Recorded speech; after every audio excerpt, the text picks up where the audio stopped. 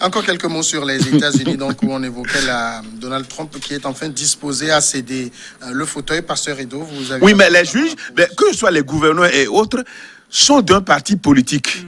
Mais le parti politique ne prime pas sur l'intérêt national. Donc il y a le patriotisme chez les Américains. Nous, en Afrique, ça c'est le militantisme qui domine. Le patriotisme, c'est au second rang. On dit non, notre parti, c'est notre parti qui doit aller. Même s'il faut sacrifier tout, s'il faut mentir, s'il faut colmater les brèches pour que ça soit le parti. Le problème en Afrique, c'est que si votre parti perd le pouvoir, vous perdez tous les avantages. Ah oui, voilà. Alors que ce n'est pas le cas, ce n'est pas le cas aux États-Unis. Si vous êtes compétent et que vous avez de la valeur, vous pouvez continuer avec le système en place. Mais en Afrique, ce n'est pas... Donc, les gens protègent leur pain.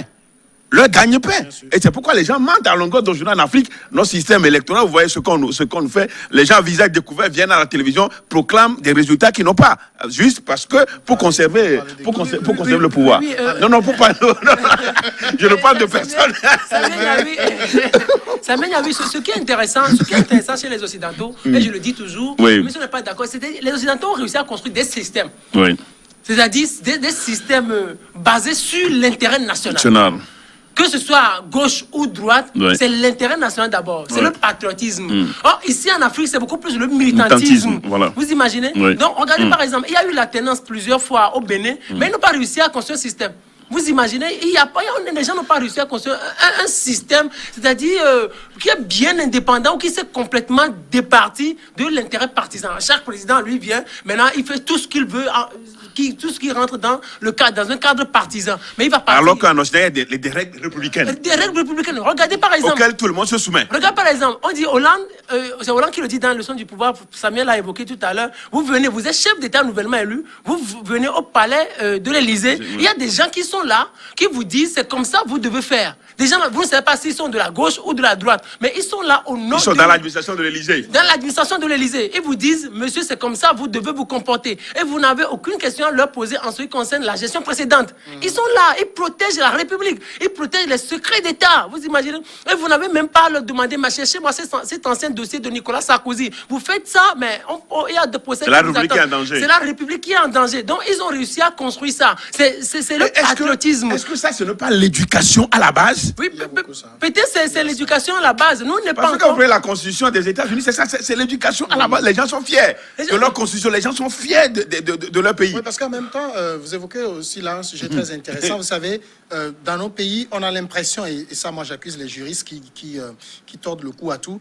Ils font de la Constitution un truc élitiste, alors que ça doit être un sujet que nos enfants doivent connaître à l'école. Je dois savoir qu'est-ce qu'on appelle la Constitution, qu'est-ce que dit la Constitution. C'est des choses qu'il faut enseigner et pour qu'on ait des valeurs républicaines. Ça me fait rappeler quelque chose. Je demandais à un membre du gouvernement, au moment où le président est en train de faire un troisième mandat, quand je demande au membre du gouvernement, le président est à quel mandat, on me dit que c'est le premier mandat. Je dis, est-ce que quand vous dites ça à votre enfant, est-ce que votre enfant ne va pas... Ça n'a pas de sens, en fait. Pour votre enfant qui sait que le président est en train de faire un troisième et quatrième mandat, et vous lui dites que c'est le premier mandat ou le deuxième mandat, l'enfant là, qu'est-ce que... Vous ne trouvez pas l'enfant? Mais je n'ai pas eu de réponse. Vous imaginez? Vous voyez? Bon, donc, quand on fait comme ça, qu'est-ce qu'on apprend aux gens? Qu'est-ce qu'on apprend à la génération présente pour que demain, elles soient les adultes, le Togo de demain? Donc, ils vont surfer, sur ça. Ils vont se comporter comme leur père ou bien leur arrière-père. Regardez, il y a aussi ce sujet-là chez les Occidentaux. Par exemple, quand il s'agit d'un sujet beaucoup plus intéressant, mais on s'en fout si vous êtes de la droite ou de la gauche. Regardez par exemple la commission qui devait réfléchir sur les réformes avec Sarkozy en 2008. On avait mis tout le monde dedans. Il y avait les anciens premiers ministres de la gauche, les anciens premiers ministres de la droite. On a mis les intellectuels. C'est l'intérêt national. C'est l'intérêt national. Qui est conservé. Mais ici, dans les pays africains, vous devez respirer le parti au pouvoir. Sinon, vous ne faites pas partie de cette commission. Vous savez, les Occidentaux ont réussi à construire une culture républicaine. Une culture, c'est ça la culture. Je suis d'accord avec lui que c'est une culture républicaine. La République ou rien. Ou rien. La République ou rien. C'est là qu'on parle de l'éducation. Et quand vous le voyez, la France continue pas à protéger la France, quel que soit le chef d'État qui arrive. Il ne fera rien que ce que les autres ont déjà fait. Il va seulement mouler un peu son discours mouler un peu son discours. Mais en fait, quand vous analysez son discours, vous vous rendez compte que ce n'est pas différent de ce que, de Gaulle et les autres ont déjà fait, les Pompidou ont déjà fait. Vous voyez ça? Et puis vous imaginez, les chefs d'État, les candidats, ils peuvent se battre, ils peuvent se combattre, se déchirer en l'interne. Mais quand c'est de l'intérêt de la France. De la France. Hors de la France. Hors de la France. Vous les voyez ensemble. Ça a été très remarquable, par exemple, dans le débat entre Sarkozy et Hollande. Oui. Les gens avaient pensé que Hollande allait tacler Sarkozy, Oui. sa politique africaine. Ouais. Que nenni. Ni- Il n'a rien dit. Et jusqu'aujourd'hui, quand il y a un attentat en France, tout le bloc est solide. Le bloc est solide. Vous n'écouterez personne, même la dame là. Marine Le Pen. Non. Mais c'est la République. Vous ne l'écouterez jamais dire autre chose Autre chose. que la République en danger. La- On se met ensemble. on se met ensemble. Et puis l'ennemi commun, on fait face à l'ennemi commun Commun. pour pouvoir le mettre dehors. Oui, c'est comme ça. Ben Donc, ouais, c'est un système, c'est bien. C'est une culture. C'est une La culture, culture il faut qu'on en républicaine. arrive là. Non, là, on l'a pas. Vous imaginez Nicolas Sarkozy, quand il rentrait au tribunal hier, c'était lundi, non? Lundi. Vous imaginez, tout le monde le saluait. Oui. Soit de la droite ou de la gauche. C'est un ancien président. Vous imaginez, on s'en fout. Qui a incarné. Qui a incarné la France, qui a représenté la France. En Afrique, vous avez des anciens présidents qui sont obligés de mourir en exil parce qu'on ne les veut plus dans le pays. Dans le pays. Leurs cadavres doivent dormir là-bas pendant des années. Ou bien dès qu'ils finissent, peut-être on les condamne parce qu'il y avait ceci, il y a cela. Donc voilà. Pour avoir servi l'intérêt de la nation. Peut-être parce qu'on estime qu'ils se sont servis plutôt que de servir l'intérêt de la Ouais, ben, s'il y a ça aussi. Évidemment. Naturellement. Passons au second sujet, c'est la République démocratique du Congo. Ça sentait la surprise après la prorogation d'un jour des consultations nationales du Palais de la Nation. D'après un membre de la commission de ces travaux, Félix Tshisekedi recevra une délégation du parti de Joseph Kabila, le PPRD, ainsi que ceux de sa plateforme, le FCC. D'après le membre de la commission, Peter Kazadi, qui s'est confié à Top Congo ce mercredi, il y aura parmi les consultés au Palais de la Nation le bureau politique du Parti du Peuple pour la Reconstruction et la Démocratie, le parti donc de l'ancien président, parce que normalement, Pasteur Edo, les consultations ouvertes en RDC devaient s'achever hier. Et il y a eu cette prorogation. Félix Tshisekedi a réussi le coup de faire venir les gens du parti de Joseph Kabila à ces consultations. On dirait que le diable est dans les détails. Le diable est dans les détails.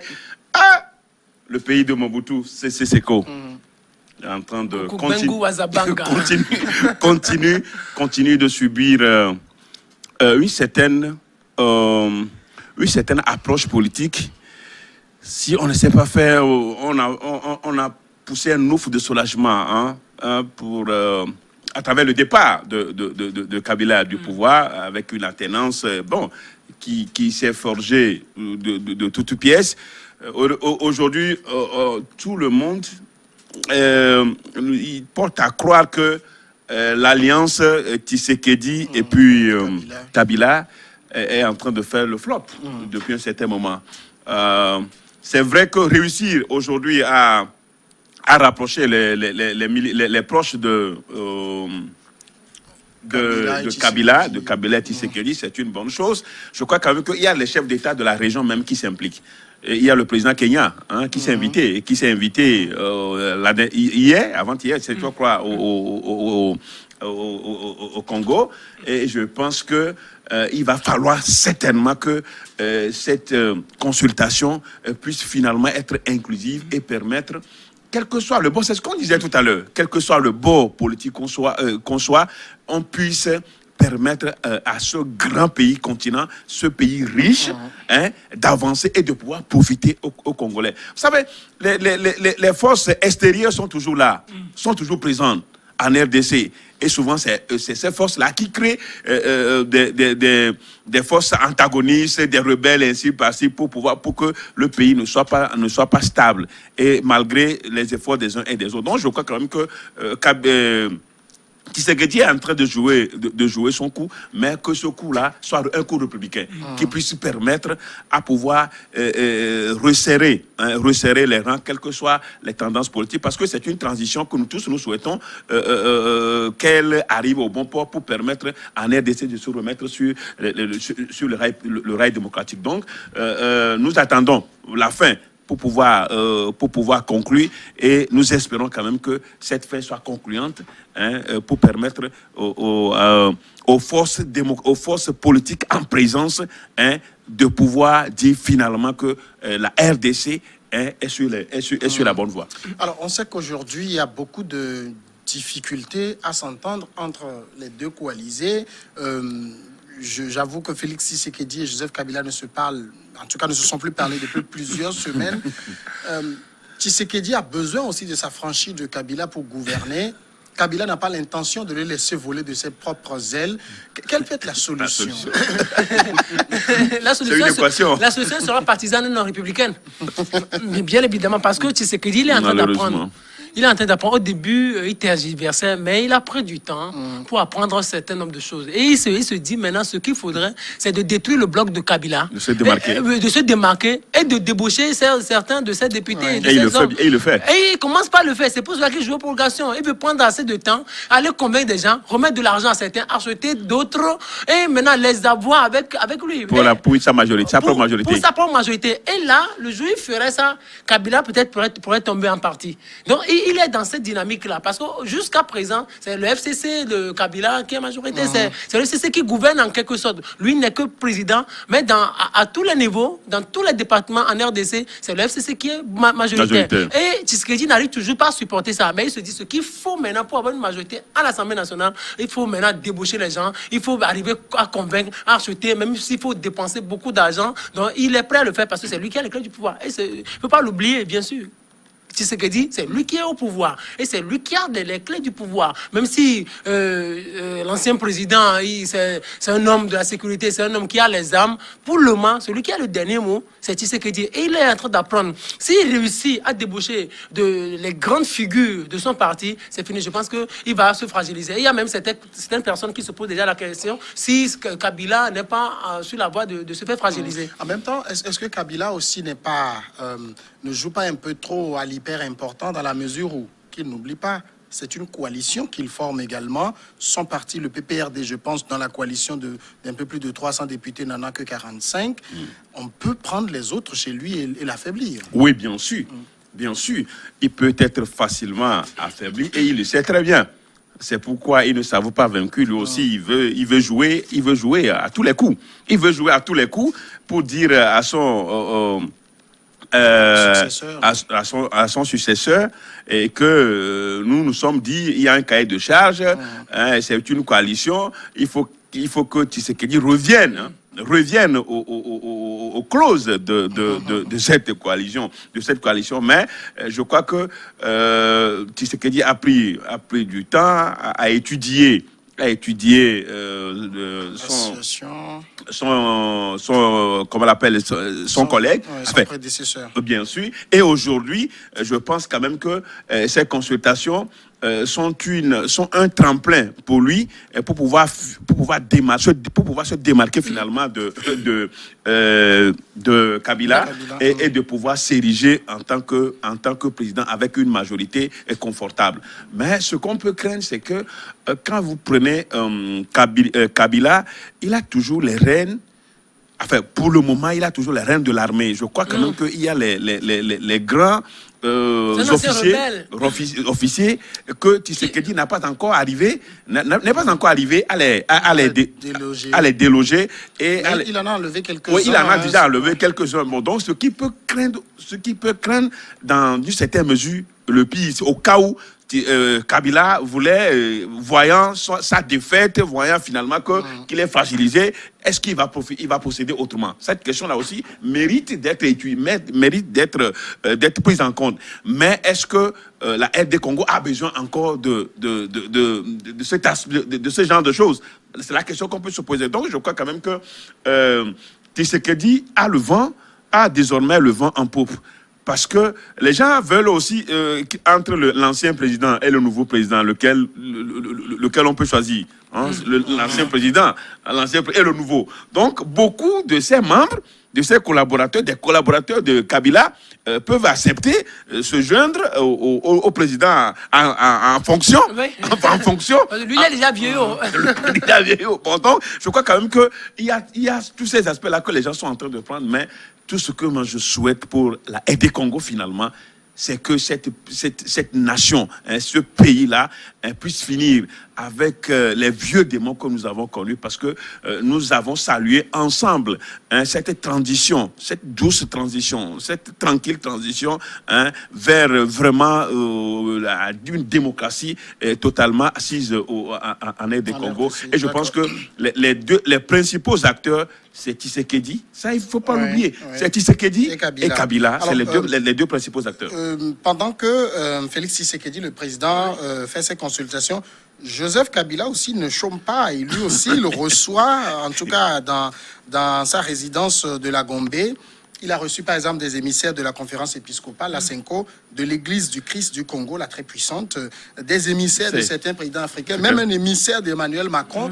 Ça veut dire que quoi? Que Félix Tshisekedi n'est pas aussi tranquille qu'on le pense. Non, Tshisekedi n'est pas tranquille. Mais, oui, mais j'ai l'impression que c'est Kabila qui... C'est Kabila plutôt que je dis, qu'il n'est pas si tranquille que ça. Il a aussi besoin de consulter des gens. Oui, bien sûr, il a envoyé même des émissaires dans le pays, chez les chefs d'État de la sous-région. Non, c'est que ce que Kabila fait est vraiment grave. Ce que je vois, c'est qu'il se dit encore présidentiable. Et il veut revenir sur la scène. Il est très jeune, il n'a même pas encore 50 ans. Il veut revenir sur la scène. C'est grave. Et quand c'est comme ça, peut-être, vous avez parlé de la clause qui les liait, les deux, tout à l'heure.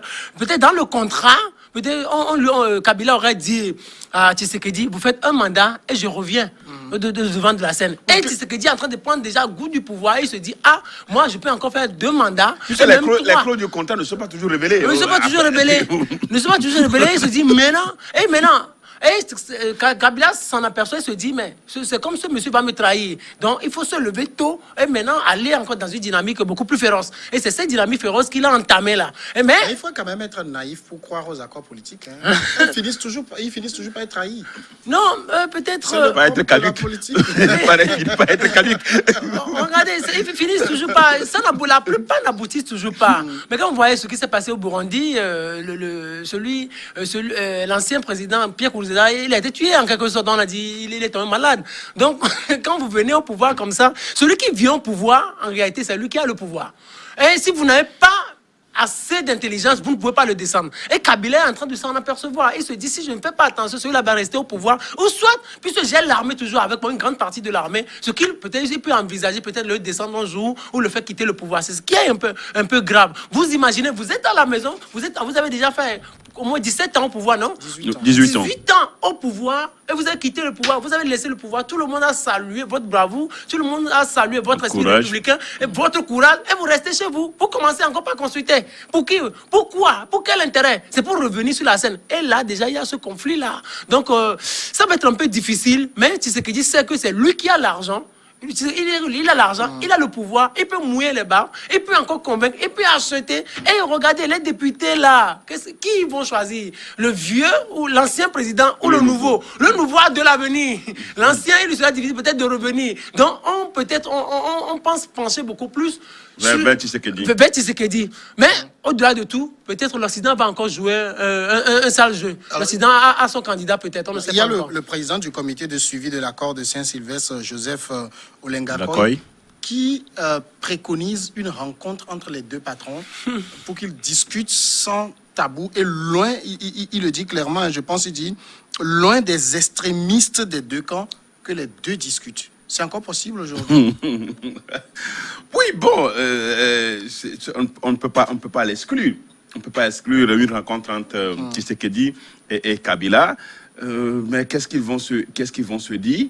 Parce que à voir le schéma depuis que les consultations ont commencé, Tshisekedi veut se démarquer de Kabila et finalement finalement rompre avec cet accord-là, puisque, bon... Il est lié un peu, donc... bien sûr. Il estime n'avoir pas de marge de manœuvre. Oui, non, naturellement. Je crois au début, nous tous, nous avions dit que dans cet accord-là, Tshisekedi n'a pas trop de marge de manœuvre, mais il a accepté tout au début, pour connaître les rouages politiques, les rouages de la présidence, du pouvoir, afin de pouvoir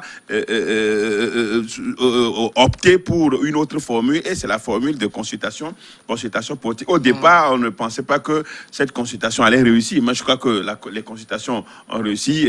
Tshisekedi a pu échanger avec beaucoup de personnalités du camp de Kabila, et aussi c'est ce qui peut inquiéter. Maintenant, une rencontre Tshisekedi, nous sommes en politique, Tshisekedi, Kabila, peut-être possible, si réellement les deux prennent en compte l'intérêt du Congo, veulent réellement que Congo ne retombe plus dans les déchéances du passé. Je crois quand même que c'est un intérêt pour les Congolais que les deux se retrouvent. Bon, est-ce qu'en politique, il y a la franchise? Ils vont se retrouver. Est-ce que ça ne va pas être affaire de caméra, affaire de caméra pour qu'on puisse les voir comme Bédié et Ouattara. Bon, donc c'est la question qu'on pose. Mais si ça peut, peut permettre de décrisper la crise actuelle au Congo, tant mieux, il faut le faire. Non, je pense que celui-là, Tshisekedi peut chercher un très bon conseiller, Ouattara. Ouattara, Guillaume Soro croyait que c'était lui qui avait les grands officiers, c'est lui qui avait les grands rebelles dans l'armée. Mais Ouattara lui a montré, 10 ans après, qu'en réalité, il maîtrise l'armée. Donc, Tshisekedi peut s'inspirer un peu de la sagesse Ouattara pour pouvoir bien tenir ou être en bonne relation avec les officiers. Parce que ce sur quoi Kabila compte, c'est beaucoup plus l'armée. C'est beaucoup plus comment déstabiliser. Et sur ce point, maintenant, si Kabila se lève, il peut déstabiliser Tshisekedi. Et ça va être tellement un peu difficile pour la RDC. Donc, avec tout ce qui se passe... L'armée, les officiers aussi doivent savoir que celui qui peut leur aujourd'hui garantir les avantages, c'est Tshisekedi. C'est lui le chef, le chef suprême, le chef suprême de l'armée. Oui. Donc c'est lui qui peut les garantir les avantages. Bon, donc ils auront affaire plutôt avec Tshisekedi que de compter sur Kabila. On peut poser la question tout à l'heure. Les accords politiques ne marchent pas. Il y a certains qui marchent, non? Si vous voyez un peu l'accord de Nelson Mandela, au moins il est venu, il a fait un seul mandat. Il a laissé le pouvoir. Peut-être dans l'accord, on ne nous avait pas dit explicitement qu'il allait faire un mandat. Bon, mais ça avait supprimé. La différence là-bas, c'est que on était dans une Afrique du Sud où on le sait, à 82%, c'était des Noirs. À tous les coups, les Blancs savaient qu'à un moment ou à un autre, ça allait se renverser. Donc, eux, ils avaient intérêt à signer avec lui pour être un peu protégés. Mais là, vous êtes dans une situation où c'est pas pareil. Et moi, quand je regarde un peu dans la plupart des pays, regardez la Côte d'Ivoire, il y a eu un accord entre Bédié et Ouattara, ça n'a pas marché. Les accords politiques, ça ne marche pas. Ça marche pas. Il y a quelqu'un qui, un jour, va prendre goût au pouvoir, qui va tordre le cou à ces accords par des ruses, et puis bon, on va... Mais merde, l'accord PT-UFC, ça n'a pas trop marché. Sénali, puis te dira le contraire. Sénali, puis va te dire le contraire. Non, ça n'a pas trop marché. Regardez. Au départ, peut-être il y avait des préfets UFC, tout ça, mais aujourd'hui, on n'en voit plus. Au départ, il y avait des ministres UFC, aujourd'hui, on n'en voit plus. Bon, c'est seulement à l'Assemblée nationale qu'on a quelques députés UFC. Donc maintenant, qu'est-ce qu'il y a lieu de faire? Est-ce que parce que Tshisekedi, on le rappelle toujours, c'est qu'il a envie de gouverner, et tout le monde sait que pour gouverner, vous devez avoir une majorité au Parlement, au Sénat et tout. Il devrait envisager dissoudre l'Assemblée nationale. Et là, est-ce qu'il a les coups de franche pour organiser de nouvelles élections et les remporter? Ça aussi, je crois quand même que les Kabylistes ont déjà mis... ont déjà mis Tshisekedi en garde pour une éventuelle dissolution du Parlement. Bon, donc, je crois que... Mais c'est ses prérogatives, il peut le faire. Oui, c'est de ses prérogatives. Si les critères, si les conditions sont réunies, il peut le faire. Mais je crois quand même qu'aujourd'hui, vous voyez, le gouverneur de Katanga, comment vous l'appelez? Moïse Katumbi a été reçu. Donc aussi, c'est des gens... Jean-Pierre Bemba. Vous savez quand même que du côté de Tshisekedi a tenté de ratisser vraiment large. Et les gros morceaux de la scène politique congolaise sont presque avec Tshisekedi. Et c'est ça C'est aussi. lui qui est au pouvoir. C'est lui qui est au pouvoir. Hein. Donc c'est ça qui ne va pas du tout jouer en faveur de Kabila. Kabila se trompe toujours parce que il estime qu'il a été un chef d'État, il est rebelle. Donc, mais il faut pas qu'il compte aussi sur l'armée parce que l'armée aussi veut du nouveau, veut avoir des garanties, veut avoir des avantages. Et celui-là seul qui peut leur garantir, c'est Tshisekedi. Donc aujourd'hui, Kabila doit faire profil bas, dit il est international. Il est sénateur à vie d'ailleurs, il est sénateur à vie, donc il a tous les avantages. Bon, donc il faut qu'il s'inscrive dans cette formule de rentrer dans l'histoire. Il est déjà rentré dans l'histoire parce que on ne voyait pas quelqu'un venir au pouvoir parce que nous sommes dit que les élections en Afrique, quand on les organise, les partis au pouvoir gagnent toujours. Mais on a vu qu'avec la RDC, le candidat du parti au pouvoir a été troisième. A été troisième, même pas deuxième, a été troisième. Donc c'est la preuve que Kabila est rentré dans l'histoire. Et pour moi, il doit se féliciter d'avoir finalement ouvert la voie à la démocratie, à l'alternance, et ça lui suffit déjà. Donc il faut qu'il fasse profil bas, discute à bâton rompu avec le président, lui dit écoutez, vous êtes le président, notre accord, voilà, et puis remettre de nouveau et faire marcher le pays, parce que jusque-là, c'est comme si le pays est au ralenti. Avec les consultations, tout ça, là, le pays est au ralenti. Les activités ne marchent pas avec même la pandémie. Donc, la aide des Congo aujourd'hui est là, stand-by. Il faut quand même que le pays fonctionne. Il faut que les institutions quand fonctionnent. Kabila voit un certain Condé à plus de 80 ans au pouvoir, quand il voit un certain Ouattara à plus de 78 ans au pouvoir, il se dit qu'il a encore le temps à 50 ans. Il a 49 ans, moins de 50 ans, il se dit, mais il peut encore revenir, peut-être. Donc ça, on ne peut pas le lui refuser. Il ne peut pas y mourir. On ne peut pas le lui refuser, il peut revenir à tout moment. Donc il peut bien revenir. Mais ce que moi je voudrais... que la RDC écrive qu'en aucun cas, nul ne peut faire plus de 2 mandats dans sa vie. Ça règle le problème. Et ça règle le problème. On ne peut plus revenir. C'est une bonne formule. On peut le donner à vie comme formule. Nul ne peut faire plus de 2 mandats dans sa vie. Ah, c'est une très bonne formule. Là, quelles que soient les contentions juridiques, tout le monde n'a qu'une seule vie. Un ancien président ne peut plus revenir être candidat. Mais ce que je veux dire, peut-être un peu intéressé. Vous imaginez si Tshisekedi dissout aujourd'hui l'Assemblée nationale, sur le terrain électoral, ça va lui être difficile. Pour le moment, parce que c'est Kabila qui a la majorité, qui maîtrise un peu le terrain électoral. Vous imaginez, ça va lui être un peu difficile. Peut-être, si à moins qu'il ne fraude les élections, donc il lui sera difficile de rafler. Mais s'il ratisse là, Jean-Pierre Bemba, Moïse Katumbi, même ici Fayoulou. On sait que Katumbi maîtrise le Katanga. Bemba, il a sa zone. Et surtout ici Fayoulou. Martin Fayoulou. Qui n'est pas allé aux consultations. Il est resté dans sa vérité des urnes. S'il ratisse là, mais s'il prend du temps, mais s'il est précis, ça va être difficile. Mais s'il prend du temps et arrive à avoir tout cela, toutes ces grandes figures emblématiques. Et former une autre alliance électorale. Il pourrait battre Kabila. Kabila se fragilise. La pause maintenant et puis on revient pour continuer après le journal.